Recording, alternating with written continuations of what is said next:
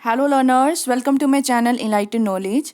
आज हम डिस्कस करने जा रहे हैं marginal productivity theory of distribution के कुछ बेसिक कंसेप्ट।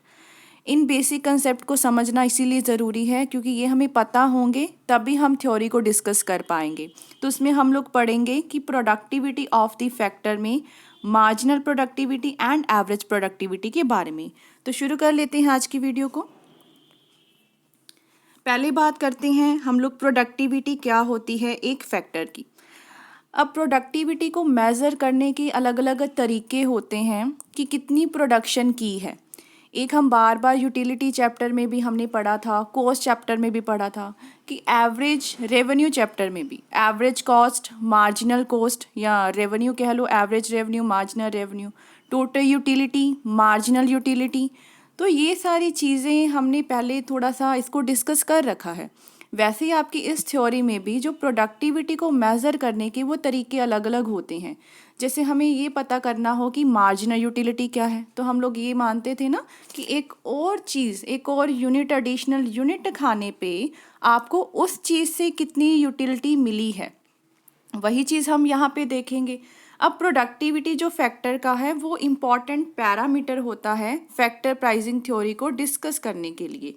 तो इसका मतलब क्या है कि एक फैक्टर ने कितना कंट्रीब्यूट किया है किसी आउटपुट को बनाने के लिए, उसकी कंट्रीब्यूशन क्या है। लेबर रख रहे हो तो लेबर ने आपको कितनी प्रोडक्टिविटी करके दी है, वो उसकी कंट्रीब्यूशन है।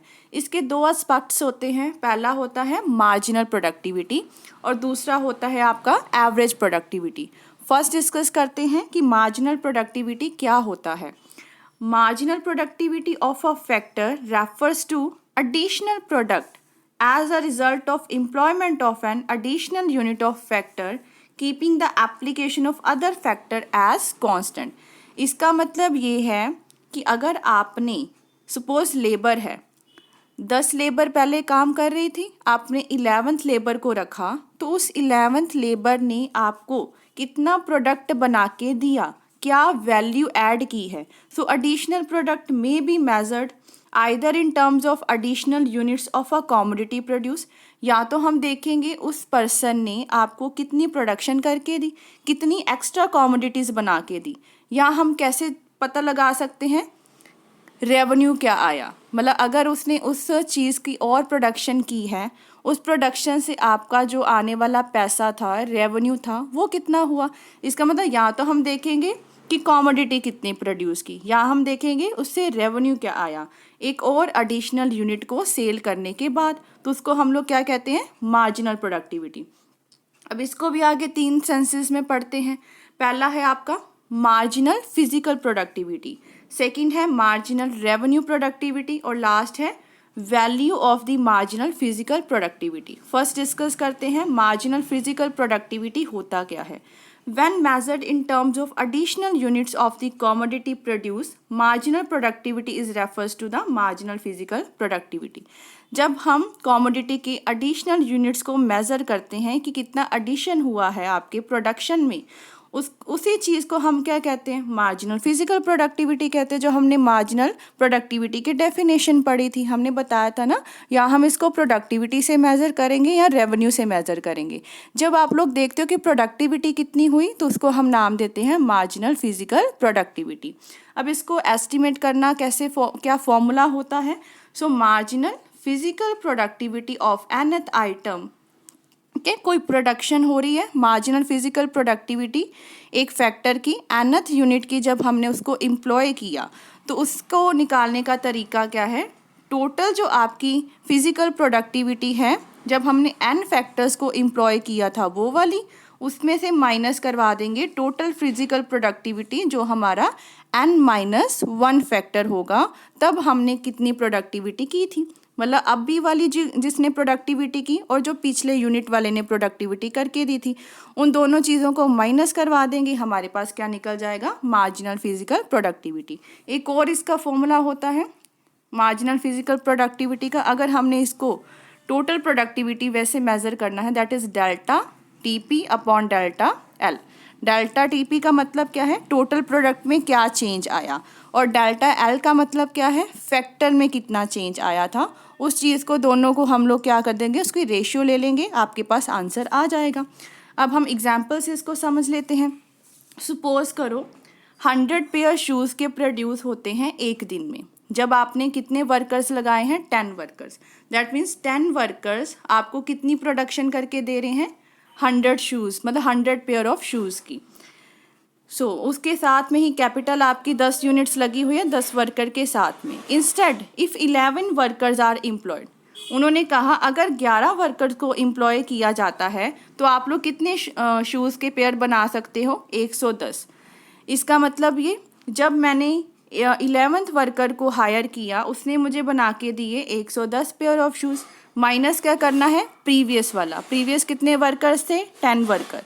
10 वर्कर्स ने कितना बनाया था, 100 पेयर ऑफ शूज़। इन दोनों को माइनस कर दो, आंसर क्या आ गया, 10।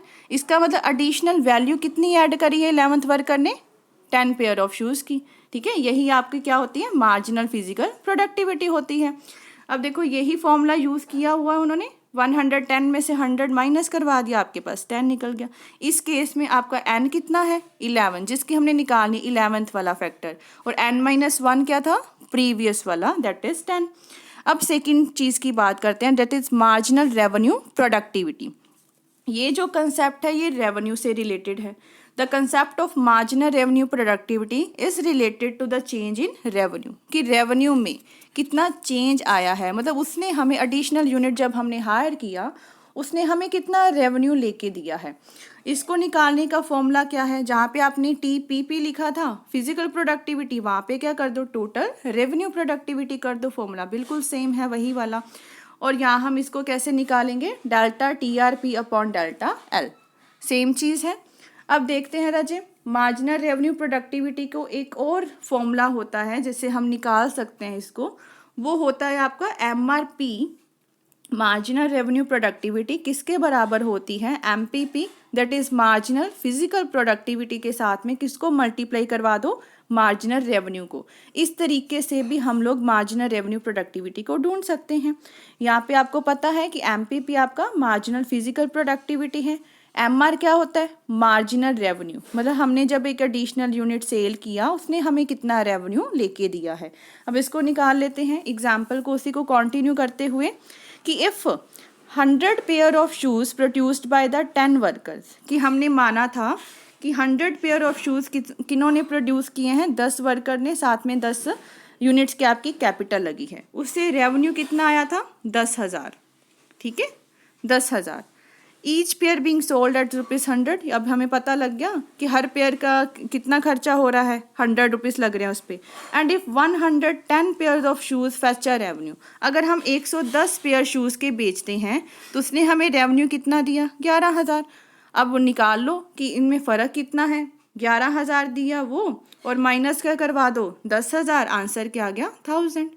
यह आपका क्या हो गया, मार्जिनल रेवेन्यू प्रोडक्टिविटी। मतलब हमने जब 110 पेयर ऑफ शूज़ के बनाए हैं तो उन्होंने हमें वैल्यू कितनी ऐड की है रेवेन्यू में, दैट इज़ 1000 रुपीज़। अल्टरनेटिवली अगर एक एडिशनल पेयर आप लोग मतलब कितने रुपीज़ पे बेच रहे हो, 100 रुपीज़ पे, तो मार्जिनल रेवेन्यू क्या आ जाएगा, 100 आ जाएगा। एक एडिशनल यूनिट का पैसा कितना मिल रहा है, 100 रुपये। वहीं पे मार्जिनल फिजिकल प्रोडक्टिविटी देखो, जो पहले वाली थी 10 वर्कर्स आपने लगाए हुए थे, वो आपका क्या आ गया, 10 × 100, आपका आंसर क्या निकल गया, 1000। मतलब मार्जिनल फिजिकल प्रोडक्टिविटी को अगर आप लोग मार्जिनल रेवेन्यू के साथ में मल्टीप्लाई करवा देते हो, हमने प्रीवियस एग्जाम्पल में निकाली थी ना मार्जिनल फिजिकल प्रोडक्टिविटी, वही फॉर्मूला लगा के TPPN-1, जिसमें हमने 110 में से 100 को माइनस किया था, 10 आ गया था, तो वहीं से हमने लिया है मार्जिनल फिजिकल प्रोडक्टिविटी को, कि एक्स्ट्रा कितनी आपकी प्रोडक्शन हुई थी। ठीक है ना, एक्स्ट्रा कितना वो प्रोड्यूस करवा के दे रहे हैं, 10 पेयर ऑफ शूज़ वो एक्स्ट्रा प्रोड्यूस करवा के दे रहे थे, वहाँ से हमने ये 10 लिया। मार्जिनल रेवेन्यू आपका क्या आ गया, 100 आ गया, आंसर क्या आ गया आपका, 1000। अब जो लास्ट है इसमें, that is value of the marginal physical productivity. अब इसको पढ़ लेते हैं। The value of marginal physical product is equal to, इसको निकालने का जो सिंपल फॉर्मूला दे रखा है, that is equal to marginal product multiplied by the commodity price.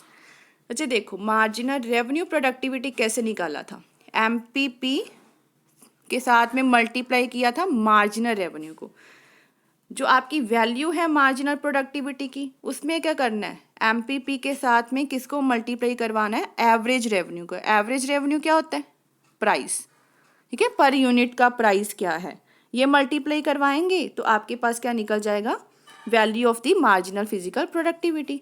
हम लोग कह सकते हैं जो वैल्यू है marginal physical product of factor, वो मेज़र क्या करता है, एक्स्ट्रा रेवेन्यू, कि कितना हमें एक्स्ट्रा रेवेन्यू मिला है कॉम्पिटिटिव फर्म को जब उसने कुछ नई आउटपुट को सेल करवाया। हम लोग ये मानते हैं ना कि वैल्यू कितनी जनरेट की है उसने, कितनी एडिशनल आउटपुट को जनरेट किया है जब उसने एक और यूनिट को बढ़ाया है, उसी को कहते हैं value of the marginal physical productivity.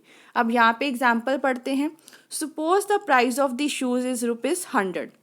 हमें पता लग गया प्राइस, एवरेज रेवेन्यू पता लग गया कितना है, ₹100 पड़ रहे हैं पर पेयर के। एंड मार्जिनल फिजिकल प्रोडक्टिविटी जो आपकी 11th वर्कर की थी वो कितनी थी, 10 पेयर ऑफ द शूज़। तो एमपी मतलब वैल्यू निकाल लो उसकी। हमें मार्जिनल फिजिकल प्रोडक्टिविटी भी पता लग गया और एवरेज रेवेन्यू कितना था, 100 था। आंसर क्या आ जाएगा, 1000। 1000 क्या हो गया आपका, value of the marginal physical productivity. तो ये हमें यहाँ से पता लग गया। ये मार्जिनल रेवेन्यू के आगे या मार्जिनल प्रोडक्ट के आगे 3 सेंसेस उन्होंने बताए हुए हैं। वैसे हम लोग अब पढ़ते हैं डिफरेंस क्या होता है। फॉर्मूला से ही डिफरेंस बस आपको निकालना है। Difference between marginal revenue productivity and value of marginal physical productivity. वैसे प्रीवियस ही मैंने आपको डिफरेंस बता दिया था। तो देखो बच्चे, वैल्यू जो मार्जिनल फिजिकल प्रोडक्टिविटी है उसको निकालने का फॉर्मूला क्या होता है, MPP multiply by average revenue. Marginal revenue productivity को निकालने का फॉर्मूला क्या होता है, marginal physical productivity into marginal revenue. तो यहाँ पे पता ही लग गया, उसमें AR आता है, प्राइस आता है, इसमें आपका मार्जिनल रेवेन्यू आता है। जब परफेक्ट कंपटीशन हो रहा, मतलब परफेक्ट कंपटीशन की सिचुएशन है, तब हमने ये कंडीशन पढ़ी हुई है कि एवरेज रेवेन्यू किसके बराबर होता है, मार्जिनल रेवेन्यू के बराबर होता है। तो अगर हम इन दोनों को लेके चलें तो जो आपकी वैल्यू है ना एमपीपी की, वो किसके बराबर आ जाएगी, मार्जिनल रेवेन्यू प्रोडक्टिविटी के, क्योंकि ये दोनों चीज़ क्या हो जाएंगी, सेम हो जाएंगी। आंसर क्या आएगा, बिल्कुल सेम आएगा। ठीक है, ये कंडीशन अप्लाई कब होती है, जब आपके पास क्या दे रखा हो, परफेक्ट कंपटीशन दे रखा हो। तो वैसे ही अगर सपोज करो कि ये वैल्यू इक्वल नहीं है, बराबर नहीं है, तो हम लोग क्या लिख सकते हैं कि वैल्यू है जो marginal physical productivity that is not equal to the marginal revenue productivity. तो ये दोनों बराबर नहीं होंगे। सपोज करो आपने क्या किया, एवरेज रेवेन्यू को किया कम, रिड्यूस किया, तो उसका मतलब क्या है, average revenue will be greater than marginal. अब यहाँ पे आपको कन्फ्यूज़न होगी कि हमने तो एवरेज रेवेन्यू को कम किया है, लेकिन उससे एवरेज रेवेन्यू बढ़ कैसे गया मार्जिनल रेवेन्यू से। तो राजे हमने पढ़ा हुआ है कि आपका मार्जिनल रेवेन्यू एवरेज रेवेन्यू से हमेशा तेज़ी से, अगर एवरेज रेवेन्यू कम होता है ना, मार्जिनल रेवेन्यू उससे भी ज़्यादा तेज़ी से कम होता है। अगर एवरेज रेवेन्यू बढ़ता है ना, तो मार्जिनल रेवेन्यू उससे भी तेज़ी से बढ़ता है। तो ये कंडीशन ही यहाँ पे लागू हो रही है, क्योंकि आपका क्या होता है, फर्म अपने जब प्राइस को कम करती है, ठीक है, फर्म ने प्राइस को कम किया, इसका मतलब एवरेज रेवेन्यू लोअर की, उससे मार्जिनल रेवेन्यू और तेज़ी से कम हो जाती है। क्योंकि मार्जिनल रेवेन्यू होता क्या है कि एक और एडिशनल यूनिट सेल करने पे आपको कितना मिला, ठीक है ना, कितना रेवेन्यू मिला, वो और भी तेज़ी से कम हो जाता है। प्राइस कम तो होता है लेकिन मार्जिनल रेवेन्यू और तेज़ी से कम होता है, जिससे हम लोग कह सकते हैं कि average revenue will be greater than the marginal revenue. अब एवरेज रेवेन्यू हमने किस में पढ़ा था, एमपीपी में, ठीक है, इसका मतलब MPP will be greater than MRP. MRP कहाँ पढ़ा था आप, सॉरी मार्जिनल रेवेन्यू कहाँ पढ़ा था, आपकी एमआरपी में। तो ये भी चीज़ क्या हो जाएगी, ग्रेटर हो जाएगी। अब नेक्स्ट हम इसको टेबल की हेल्प से समझते हैं। अब यहाँ पे दिया हुआ है units of labour. Units of labour ने आपको कितनी कितनी प्रोडक्शन करके दी है।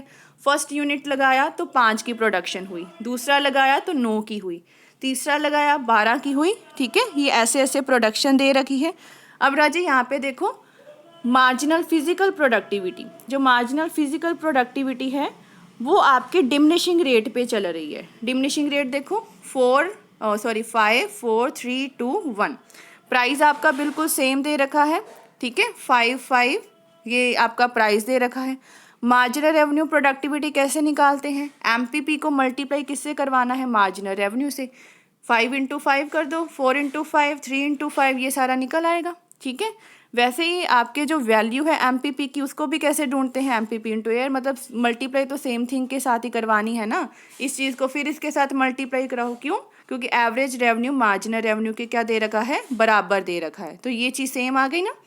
एमआरपी एमपीपी की जो वैल्यू है वो दोनों सेम आ गई है। ये कंडीशन अप्लाई कब हुई है, जब marginal physical productivity diminishing rate पे चल रहा था, दैट इज 5 4 3 2 1। ये डिमिनिशिंग रेट पे है क्योंकि यहाँ पे लॉ कौन सा अप्लाई हुआ है, लॉ ऑफ डिमिनिशिंग रिटर्न्स, जिसको हम लोग कहते थे law of variable proportions.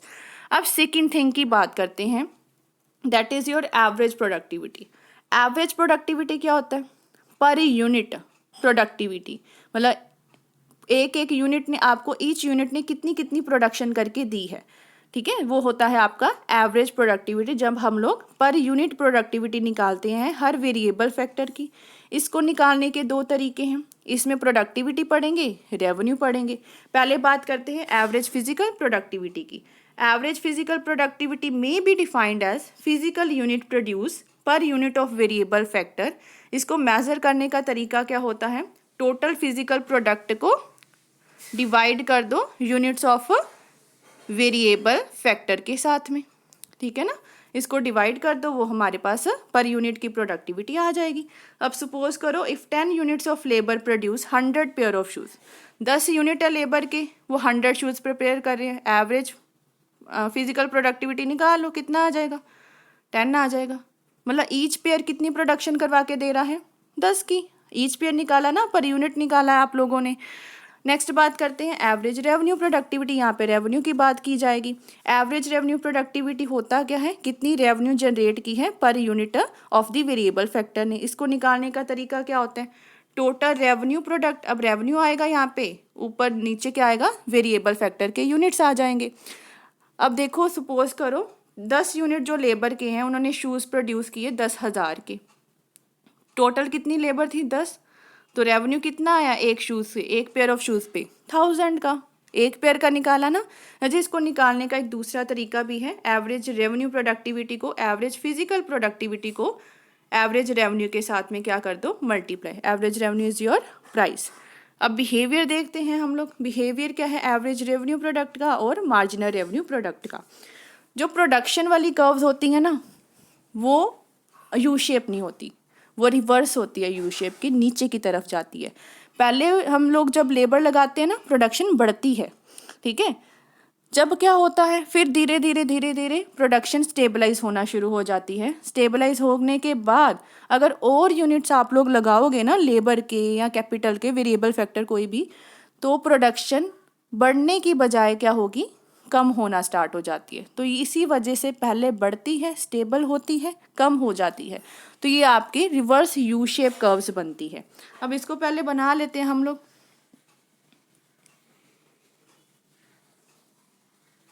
X axis पे क्या लेना है, units of the variable factor, suppose labour है। वाई एक्सिस पे लेना है कि आपकी रेवेन्यू क्या है या प्रोडक्टिविटी क्या है। अब पहले हमें क्या बनाना है, एवरेज रेवेन्यू प्रोडक्टिविटी। पहले ये बढ़ेगी, स्टेबल होगी नीचे की तरफ, ये क्या निकल गई, एवरेज रेवेन्यू प्रोडक्टिविटी की। मार्जिनल रेवेन्यू मैंने बताया था, एवरेज रेवेन्यू प्रोडक्टिविटी बढ़ रही है, मार्जिनल रेवेन्यू प्रोडक्टिविटी उससे तेज़ी से बढ़ेगी, तेज़ी से बढ़ेगी मतलब उसके भी ऊपर। अब ये यहाँ पे स्टेबल होगी, जहाँ पे ये टॉप वाला पॉइंट है उसको यहाँ से कट करके जाएगी। अब यहाँ पे एवरेज रेवेन्यू प्रोडक्टिविटी नीचे की तरफ है ना, तो ये और भी नीचे की तरफ बढ़ेगी, भी उससे ज़्यादा, कम भी उससे ज़्यादा होगी, ये क्या हो जाएगा, मार्जिनल रेवेन्यू प्रोडक्टिविटी। बस इस तरीके से बननी है। हमने कॉस्ट वाली कर्व्स बनाई हुई थी ना, ऐसे बनती थी ना, एवरेज कॉस्ट, फिर ये नीचे वाले से ऐसे जाके ये आपकी क्या बनती थी, मार्जिनल कॉस्ट। इसका बस उल्टा कर दो, प्रोडक्टिविटी में उल्टा हो जाता है। फर्स्ट देखो, in accordance with the law of variable proportion, आपकी एवरेज रेवेन्यू प्रोडक्टिविटी पहले बढ़ेगी, फिर स्टेबलाइज होगी, फिर डिक्रीज होना शुरू हो जाएगी, क्योंकि आप लोग ज़्यादा से ज़्यादा जब वेरिएबल फैक्टर को कंबाइन करते हो, डिमिनिशिंग लॉ अप्लाई शुरू हो जाता है। और एवरेज रेवेन्यू प्रोडक्टिविटी कर्व आपकी कैसी बनती है, reciprocal of the U shape cost curve.